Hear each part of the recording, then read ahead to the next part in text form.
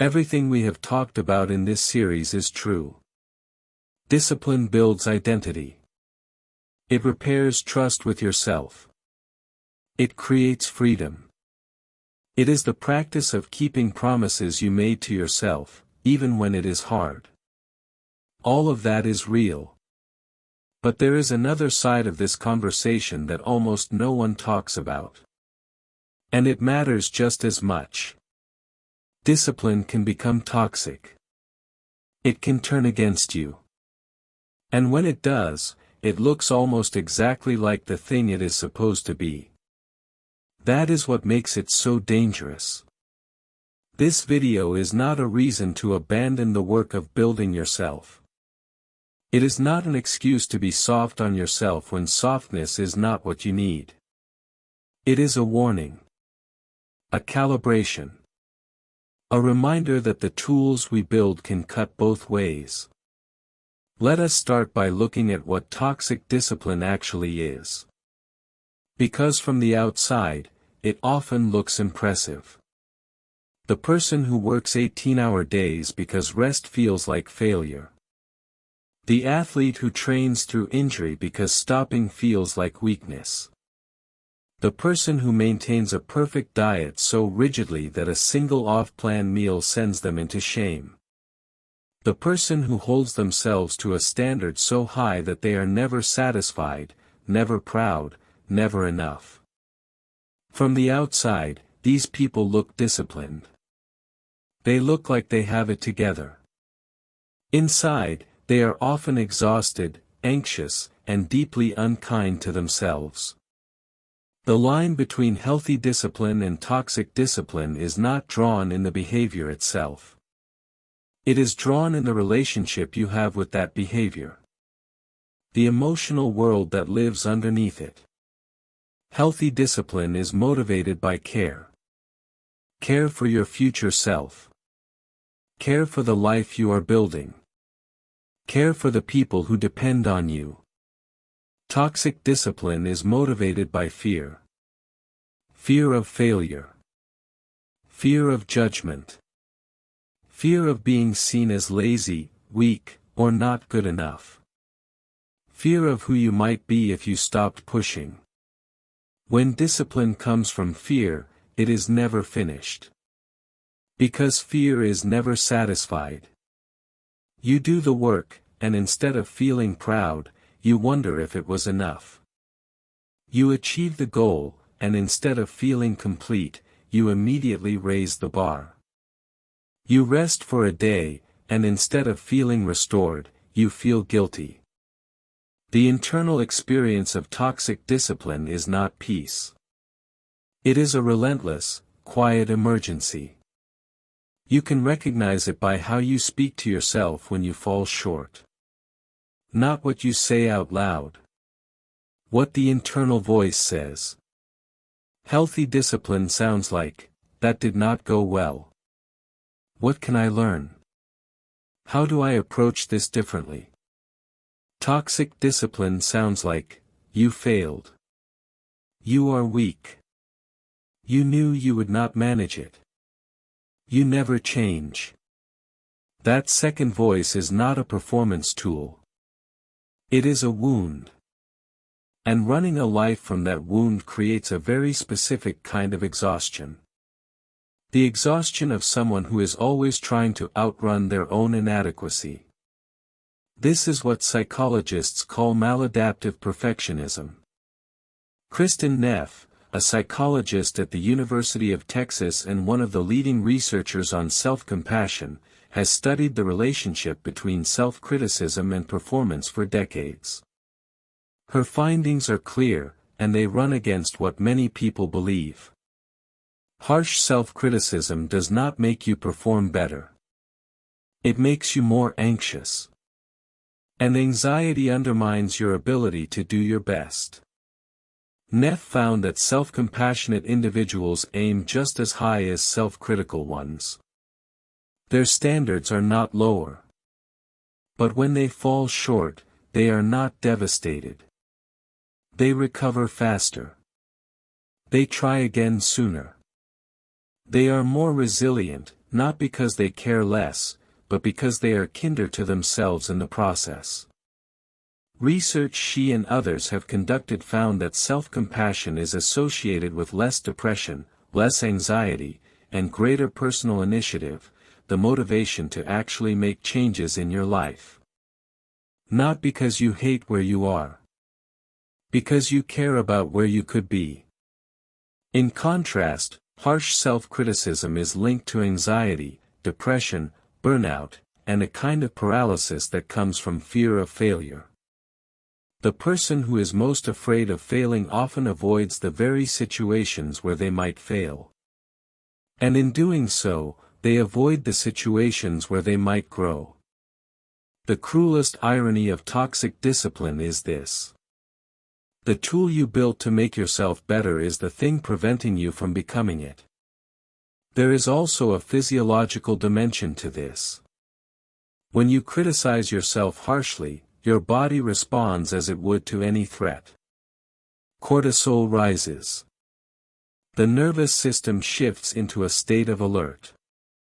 The same stress response that is useful in genuine emergencies becomes chronically activated. Over time, this matters. Chronically elevated cortisol disrupts sleep quality, even if you manage to fall asleep. It impairs memory and makes it harder to think clearly. It gradually weakens immune function.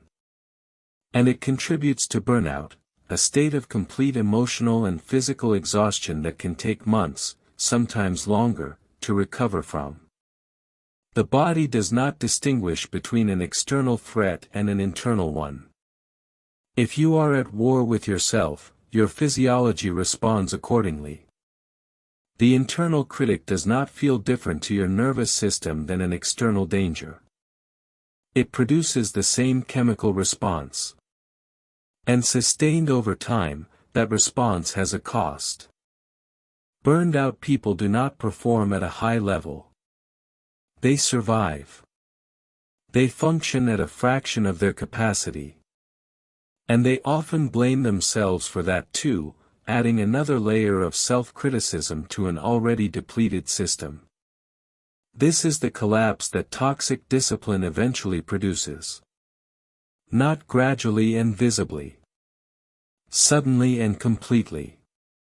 A meta-analysis of 284 studies found that maladaptive perfectionism was connected to insomnia, depression, anxiety, eating disorders, and burnout, among other outcomes. These are not minor inconveniences. These are significant consequences that emerge from a pattern of relating to yourself as though you are never enough. So how do you know when your discipline has crossed from healthy into toxic? Here are some honest questions to sit with. Do you rest when you need to? Or does rest feel like a moral failure, something that needs to be justified or earned? When you miss a goal or fall short of your standard, do you learn from it and move on? Or do you punish yourself in ways that linger long after the event is over? Do you feel proud of what you have built? Or are you always looking ahead to the next thing you have not yet achieved, unable to fully acknowledge progress? Is the discipline you practice making your life feel richer? Or does it feel like an obligation you are always slightly failing to meet? Do you have enough ease in your life? Enough laughter? Enough moments where you are simply present without an agenda? Or has the pursuit of improvement taken over so completely that there is no room left for just being? There are no right or wrong answers here. But the pattern of your answers tells you something important about the relationship you have with your own standards. About whether the discipline you practice is serving your life, or quietly replacing it.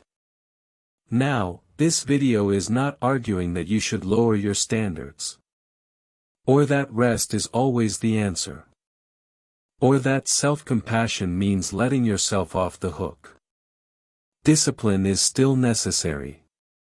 The work is still real. High standards are not the problem. The relationship you have with those standards is the issue. The voice that speaks when you fall short is the issue. Here is the distinction that matters. A coach who cares about you pushes you when you need to be pushed. And they also tell you when to rest. They hold you to high standards without making you feel worthless when you do not meet them. They are honest without being cruel. They believe in your potential without using your inadequacy as a weapon. That is the voice you are trying to cultivate. For yourself. Not the voice that says, "You are pathetic for struggling." But the voice that says, "This is hard. And you are still here." And that counts for something. Kristin Neff describes self-compassion not as lowering the bar but as treating yourself the way you would treat a good friend who is struggling. If a close friend came to you after a hard week and said they had not managed to keep all of their commitments, you would not say, "You are weak. You are a failure. You need to try harder." You would probably say, "That sounds like a hard week. What do you need? How can you approach it differently next time?" And then you would help them get back up. That is the quality of voice that sustains long-term discipline. Not the one that punishes. The one that cares. Because punishment, as a long-term strategy, runs out. The person who drives themselves through fear eventually hits a wall. Their body stops cooperating. Their motivation collapses. The joy that once existed in the work disappears entirely. The person who builds from genuine care has something more durable. They can rest without guilt because rest is part of the care. They can fall short without spiraling because falling short is part of the process. They can keep going not because stopping is unacceptable, but because continuing is something they genuinely want to do. There is one more thing worth naming directly. Sometimes what looks like lack of discipline is actually something deeper. Burnout. Depression. Chronic stress. Unmet needs that have been overridden for too long. And in those moments, adding more discipline is not the answer. More structure imposed on a depleted system makes things worse, not better. The courageous act in those moments is to stop. To rest. To acknowledge that something is wrong. To ask for help. That is not weakness. That is wisdom. The most disciplined people are not the ones who never stop.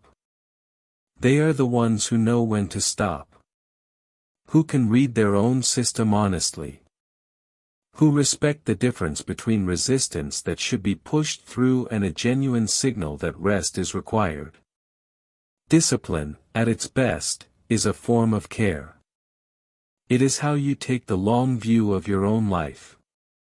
How you invest in who you are becoming rather than just reacting to who you are right now.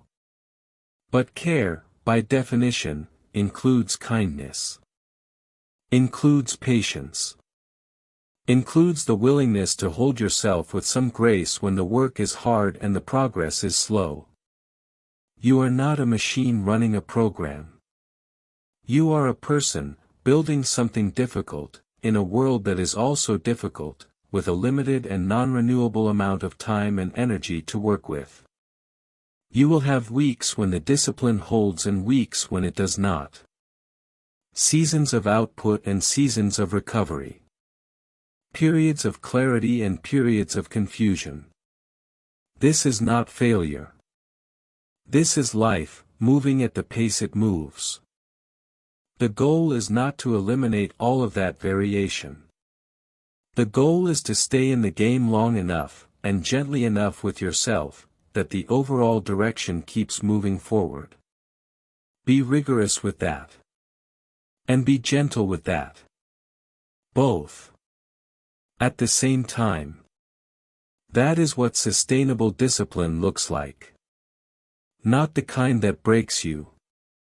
The kind that builds you. I hope this video brought you something meaningful. If you find it helpful, please like and share it with someone who may need it. Subscribe if you would like to hear more stories like this. Wishing you a calm and peaceful day.